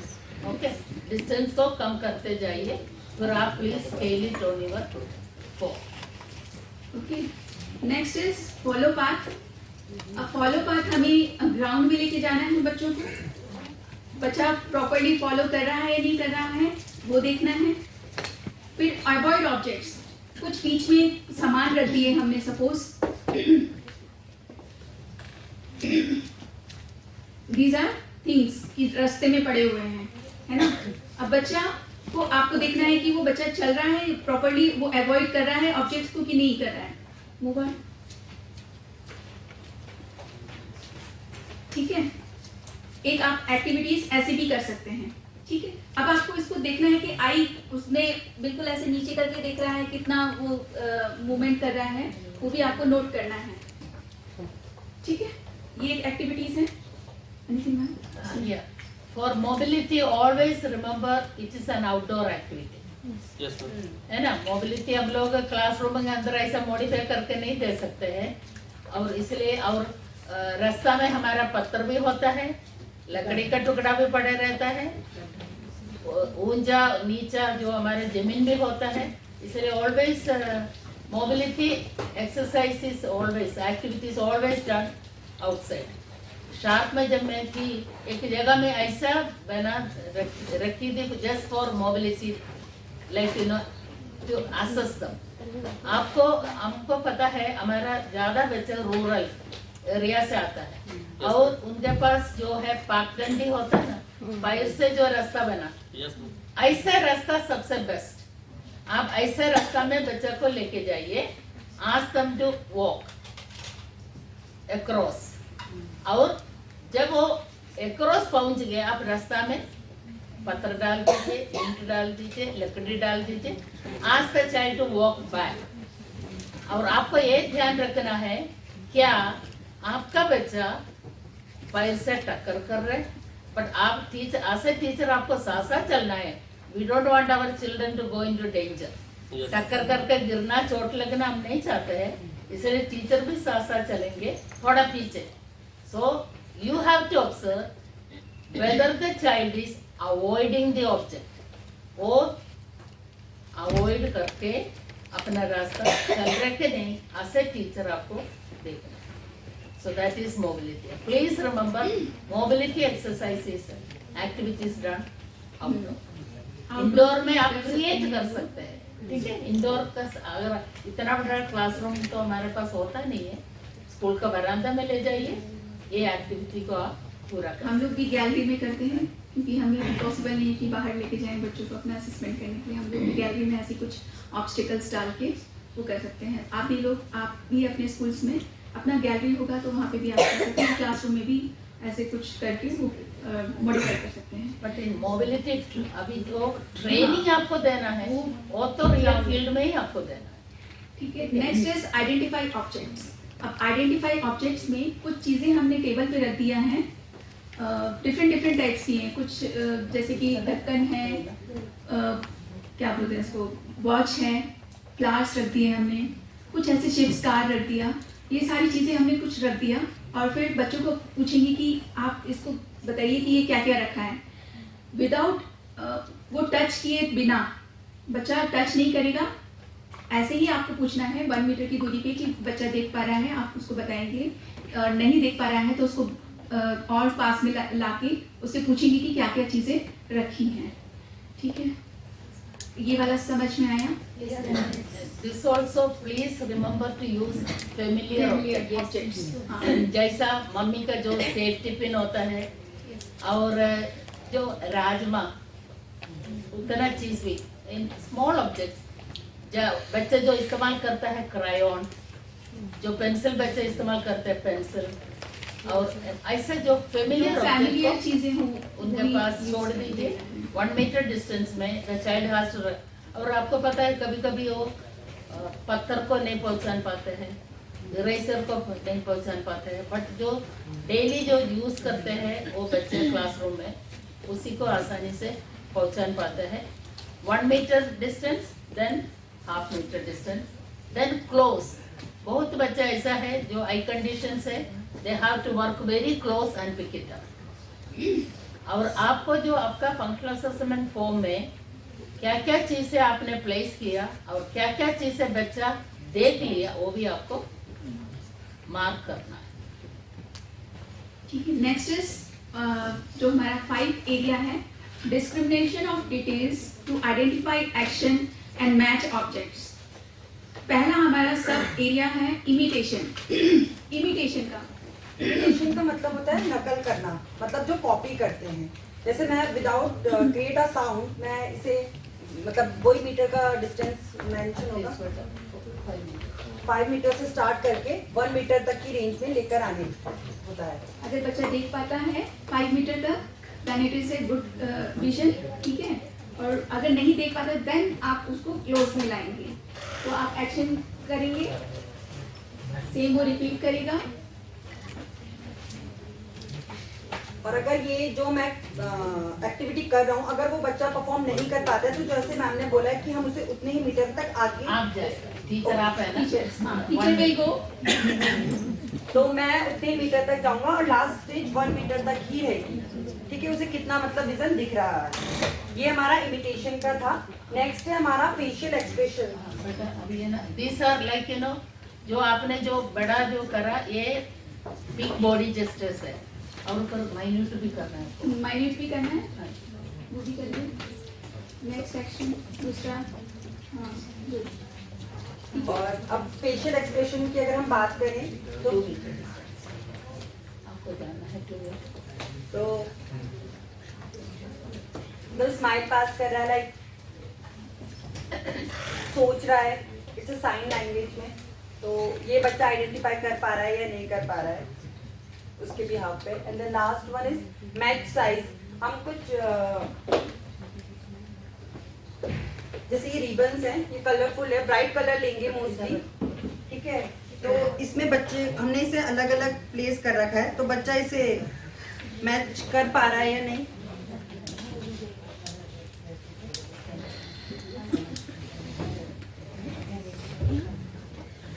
आप है ना कुछ ऐसा भी चीज है आप ढूंढ डांट के। कल मैं कंस्ट्रक्शन साइट में गया था, कुछ मेरे को लकड़ी मिला, तो मैंने वो लकड़ी को भी लेके आया, मैच साइज थोड़ा बड़ा, स्मॉल छोटा करके मैं इतना छोटा, मेरा फिर से बड़ा ऐसे ही रहता है, जो जो कहाँ से यूजफुल चीज उठा के लाओ। और मैंने कारपेंटर को बोला मेरे लिए बना के देना। So sizes you can use, ribbon तो थोड़ा है ना उड़ जाता है, इसलिए मैं बोला मजबूती चाहिए मेरे पास ताकि बच्चों को उठाने में आसान पड़े। सो फॉर मैच साइज ये ऐसा वाले लकड़ी को बड़ा करिए और you spread it out and let the child match with sizes, ठीक है। और ये छोटा है, अभी मैं बना के लाऊंगी, अभी थोड़ा हाथ में जो आया मैं लेके आया। लकड़ी के टुकड़े को छोटा बड़ा करके आप उसको कलेक्ट कर सकते हैं और बच्चों से पूछ सकते हैं कि इसकी साइज के ही आप इसको मैच करिए, है ना। तो ये एक आप एक्टिविटीज कुछ करा के आप उसकी विजन को चेक कर सकते हैं। नेक्स्ट है हमारा 6th, जो ये देखिए एक फेशियल एक्सप्रेशन भी मैंने इसमें दिखाया है। कुछ हंस रही है, कोई स्माइल कर रहा है, कुछ गुस्सा कर रहा है, ठीक है। यहाँ पे गुस्से वाले भी इंसान बैठे हुए हैं लेकिन बहुत कोऑपरेटिव रहे, लेकिन बहुत अच्छा लगा। कोई नहीं, मैं मजाक कर रही हूँ, दिल पे मत लेना। Next one is discrimination of details in picture. अब आपको कोई भी पिक्चर ऐसा लेना है, उसमें आपको जैसे कि एक हमने ये किया है कुछ एक्शंस वाली जो है। सबसे पहले क्या है, रिकॉग्नाइजिंग एक्शंस, रिकॉग्नाइज एक्शंस। तो एक्शंस वो रिकॉग्नाइज कर पा रहा है या नहीं। देखो ये क्या कर रहा है, फर्स्ट वाला बच्चा क्या कर रहा है, दौड़ रहा है, इधर से फर्स्ट रनिंग कर रहा है। बीच वाला क्या कर रहा है, डांस कर रहा है। दूसरा ठीक है। तो ऐसे ही अपने बच्चों को पूछना है, ये देखना है कि वो कितना क्लोजर आप जो आपने ऑब्जेक्ट्स में रखे हैं वो कितना क्लोजर लेके जा रहा है, उसकी आई कितना सेंटीमीटर वो देख पा रहा है। सपोज 10 सेंटीमीटर है या वो है, आपको स्केलिंग से उसका विजन से लेके, मतलब ऐसा नहीं कि उसकी आंख में लग जाए, विजन से लेके वहां तक जहां तक वो देख पा रहा है वो नोट करना है। ठीक है, आपको चेक नेक्स्ट है हमारा ये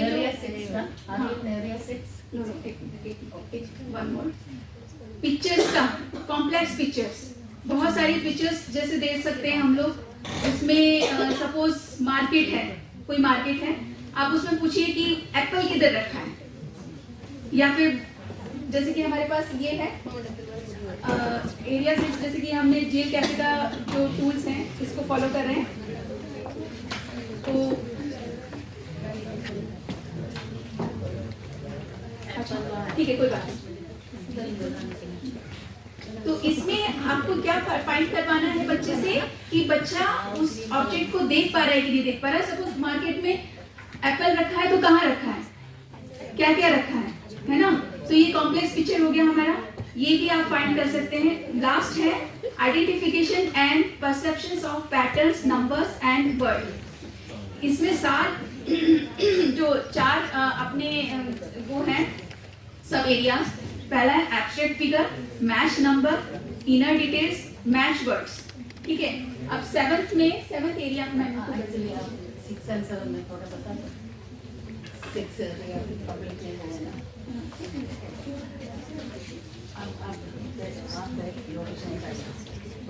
okay, see up to area 5 हमने ऑब्जेक्ट के साथ काम किया। Area 6 and area 7 we have to use this tool. Okay, area 6 and area 7. You can modify on yourself also. Okay. इसमें जो दिया है आप उसको This is for assessment. तो दूसरा ही मॉडिफाई कर सकते हैं। This is for assessment, but for vision training अपने आप बना दीजिए अलग अलग चीज। Okay, first you have to ask the child what is happening. Girl running, girl eating, boy is climbing the tree. ये पूरी तरह से बच्चा को बताना ही पड़ेगा, तभी आप उनको जो हमारा ग्रेडिंग सिस्टम है या स्केल में आप मार्क करेंगे। This is called symbol and then you come to the market. Market ma'am ने ऑलरेडी दिखाया, वो विजन ट्रेनिंग में काम आता है, but for assessment you please use this tool. So this is a market scene. You have to ask, there is a fruit given here, एक फल इधर दिया गया है, इसी को ए मार्केट में ढूंढो। सबसे पहला आपका काम वही है।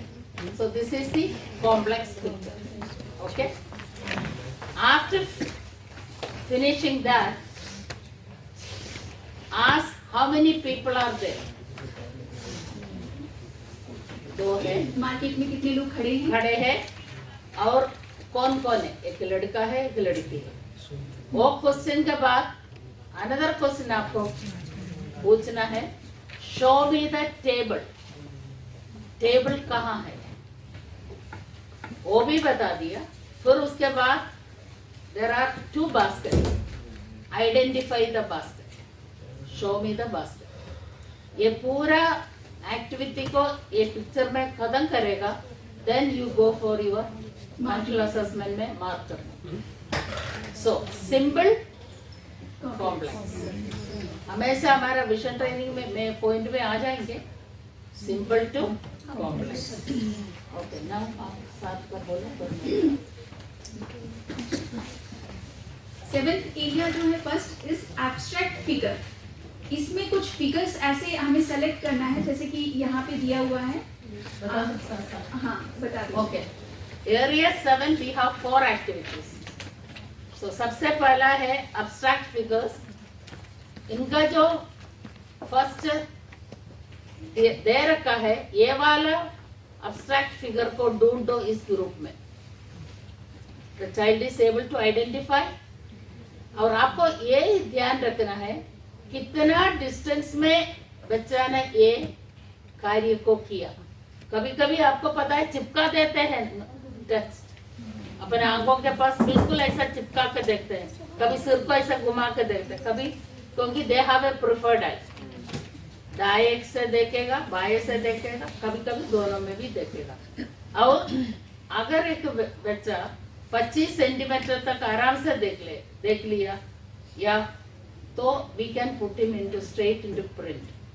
इतना दूरी से बच्चा देख सकते हैं, इतना नजदीक देखा, बहुत मुश्किल से देखा, पर आपको थोड़ा मन में कैलकुलेशन करना है, हाँ इनको ब्रेल का जरूरी है, ठीक है, ये भी आपको ध्यान रखना है। नहीं आप नेक्स्ट इज मैच नंबर्स। अब इसमें एक नंबर्स दिया होगा, उसी को ही मैच करवाना है, जैसे कि इस बुक में दिया है, मैम बताएंगे। या we have again this is the number given, number 3, and find this number 3 in this group. Okay? Yes. So if the child is able to do, और ज्यादातर जो बच्चे KG 1, 2 जब आप असेसमेंट करते हैं वो फट करके बता देते हैं, क्योंकि जो उन्होंने क्लास में प्रैक्टिस किया उसका मेमोरी उनका दिमाग में है और गुड कॉन्ट्रास्ट में आप दे रहे, ज्यादातर बच्चे इसको आइडेंटिफाई करते हैं। Next one is inner details. Inner details की कुछ पिक्चर्स हैं यहाँ पे, जैसे यहाँ पे दिया हुआ है, एक फिगर है, उसको फाइंड आउट करना है 4-5 फिगर्स के बीच में। Again same like reasoning questions जैसे आते हैं उसी टाइप से फिगर है। It has to be found from the group, so that is inner detail.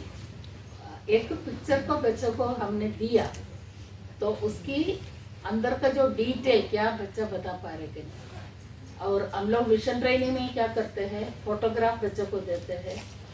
आपको अक्सर देखा है ना छोटा बच्चों को, बेटा ये फोटो में कौन दिख रहे हैं आपको, मम्मी पापा, मम्मी कौन सा कलर का साड़ी पहना है ना, वो सब इनर डिटेल है, डिटेल से आप उनको पता करते हैं, ठीक है। Next one is match words. कुछ वर्ड्स हैं, कुछ पिक्चर्स हैं, उसे मैच कराने हैं। Okay, we have girl flies, उल्टा सुल्टा लिखा गया है और the child has to read. ये थोड़ा हायर क्लास का बच्चा कर सकते हैं। अगर हमारा बच्चा पढ़ नहीं पाते हैं तो पिक्चर के हिसाब से उसको आइडेंटिफाई करना। And again remember to measure the distance. बच्चों को पूछना है कि बर्ड कहाँ है, इसमें बर्ड कहाँ है, ये सारी चीजें उन्हें पूछनी है। अगर सपोज वो बच्चा पढ़ता नहीं है तो हम लोग को बोलना नहीं बर्ड का, तो उसको तो पता नहीं बर्ड तब ये पूछना है जब क्या क्या आपको दिख रहा है, हाँ क्या क्या दिख रहा है वो भी आप कर सकते हैं। सपोज इन केस अगर वो नहीं, कुछ बच्चे ऐसे भी होते हैं कि वो अपना हिचकते हैं कि नहीं बता पा रहे हैं, देन आप लास्ट मोमेंट पे वो आप यूज कर सकते हैं। ये ज्यादातर मैंने असेसमेंट मेरे एक्सपीरियंस में आपको बताते हैं। हमारा लो विजन बच्चा मक्खी को कभी देखा ही नहीं, तो हमेशा ये मक्खी छूट जाता है क्योंकि उन्होंने देखा ही नहीं। इसलिए आप जब आप काम करेगा ना आपको ये सब एक्सपीरियंस मिल जाएगा। सो दे हैव नॉट सीन, क्योंकि उनका पूरी एक मक्खी का पूरा बटरफ्लाई बताता है, बटरफ्लाई या चिड़िया को इसको भी कभी कभी कुछ बच्चे अगर अपना गांव का ना अपना घरों के पास कौवा आ गया, तोता आ गया, वो सब थोड़ा सा उनका दिमाग में है, वो शेप से थोड़ा बहुत तो बता। Thank you ma'am. तो ये सारी एरिया हैं जो कि फंक्शनल विजन असेसमेंट के लिए यूज किए जाते हैं। और वैसे तो ये हमारा जो फंक्शनल विजन असेसमेंट है, बच्चा कलर को पहचानता है या नहीं पहचानता, उसी हिसाब से कर सकते हैं। सपोज अगर हमारा बच्चा कलर नहीं पहचान पाता है, बहुत छोटा बच्चा है, आप उसको कैसे असेसमेंट करेंगे। एक ये भी डाउट आता है कि बच्चा अगर हमारा 2 साल का है या 3 साल का है तो वो कलर्स नहीं डिस्क्रिमिनेट कर पा रहा है या साइज नहीं डिस्क्रिमिनेट कर पा रहा है, तो आप उसको पहले सिखाएंगे कि ये कलर्स कौन कौन से हैं, कौन कौन से इसके साइज हैं, क्या क्या साइज हैं, तो वो सारी चीजें हम सिखाएंगे। अब हमारे पास कुछ बच्चे ऐसे भी आते हैं जो विजन प्लस एडिशनल डिसेबिलिटीज के भी होते हैं। एक ही सिर्फ लो विजन के बच्चों के साथ में और भी एडिशनल डिसेबिलिटीज अटैच होती हैं किसी किसी बच्चों में, जैसे सीपी के बच्चे हैं या कोई भी उसका जो प्रॉब्लम्स क्रिएट हो सकती है, गेट का प्रॉब्लम हो सकता है, तो उन बच्चों में असेसमेंट करने में थोड़ा सा दिक्कत आ सकती है। तो उसको आपको एक कंफर्ट लेवल पे रखना होगा, कंफर्ट लेवल का ही उसको जो सारे टेस्ट हैं 1 by 1 उसको कंफर्ट लेवल पे ही करना होगा, ठीक है। अब डेफ ब्लाइंड बच्चा अगर आता है तो आप उसको क्या, जैसे हमारे यहाँ पे बच्चे जो बैठे हुए हैं, हमारे जितने वॉलंटियर्स हैं, ये लोग बीएड कर रहे हैं और डेफ ब्लाइंड का कोर्स कर रहे हैं, तो इनका जो एक फंक्शनल, बहुत thank you for so much, आप लोगों ने बहुत सपोर्ट किया, ठीक है। तो ये अब इनको कैसे करना है, अगर हमारे पास बच्चा डेफ ब्लाइंड का है, then you will use the sign language with the TEDOMA method. एक TEDOMA method होता है, क्या होता है, उसमें आपको 4 एक प्रोसेस होते हैं। एक तो यहाँ पे आप करके दिखा सकते हैं, यहाँ पे आप साइन लैंग्वेज कर सकते हैं, मैम विल एक्सप्लेन मोस्ट, क्योंकि मैम ने अभी डेफ ब्लाइंड बच्चों के साथ में काम भी किया है, ठीक है।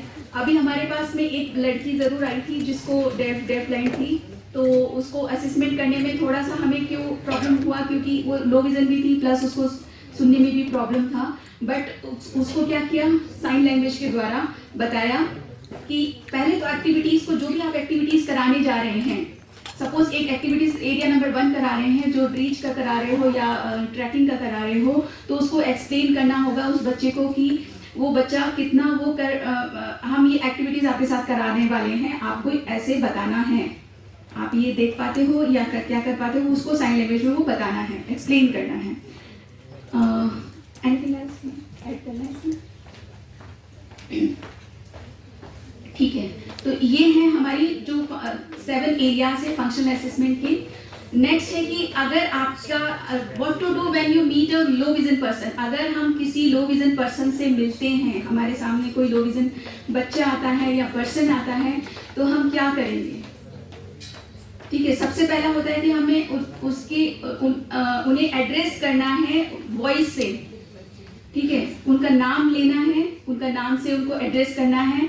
देन एड्रेस हिम और हिज वॉइस एंड गेस्चर, मतलब कि अपना वॉइस, जैसे कि हम उसको कभी भी नाम अगर बुला भी रहे हैं तो वॉइस और गेस्चर से पहचान पा रहे हैं, वो भी हम देते हैं। जैसे कि एक मम्मी अपने बच्चों को बुलाती हैं, तो ही नोज कि मेरी मम्मी बुला रही है, ही नोज वॉइस। तो कौन कौन सी वॉइस को, डिफरेंट टाइप्स की जो इन्वायरमेंट्स में वॉइसेस हैं, उसको भी वो उसके गेस्चर्स को भी वो पहचान पाता है या नहीं, तो उसको आपको बताना है कि मतलब एक बेसिक स्ट्रक्चर वो करना है। देन एक है कि नेम के साथ में उसे बुलाना है, हमेशा जो लोग इनके बच्चे होते हैं उन्हें नाम के द्वारा ही बताएं, नाम के द्वारा ही पुकारें।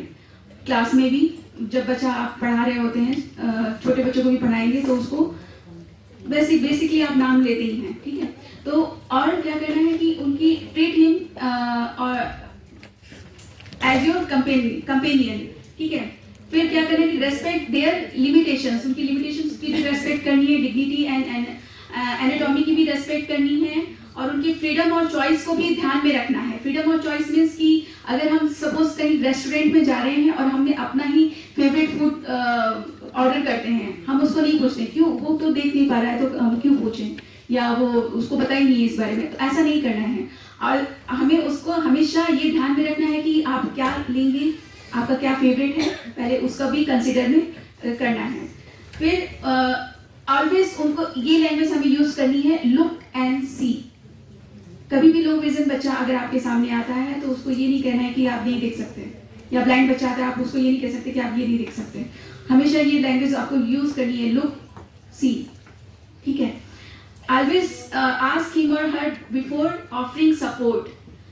अब कुछ लोग ऐसे होते हैं कि जो हमें सपोर्ट की उनको जरूरत नहीं है, और हम लोग सोचते हैं कि नहीं चलो चल रहा है रास्ते में तो सपोर्ट कर दें, नहीं, लेकिन हमें उनको पूछना है, do you need any help, ठीक है। आपको उसको पूछना है कि आपको कोई हेल्प चाहिए या नहीं चाहिए। ये सारी चीजें हैं, जब हम बच्चे लोग इस पर्सन से मिलते हैं तो हमें ये ध्यान में रखना है, ये सारी चीजों को ध्यान में रखना है। Anything else? कुछ समझ में आया कैसे फंक्शनल विजन असेसमेंट करते हैं और क्यों जरूरी है? आ गया समझ में? अगर हमारे पास में लो विजन बच्चे होंगे तो हम असेसमेंट कर सकेंगे, कर लेंगे, ठीक है, अब ये जो असेसमेंट जो करता है स्पेशल एजुकेटर ही करता है, और आखिरी में रिपोर्ट लिखनी होती है हमें, रिकमेंडेशंस जो करना है।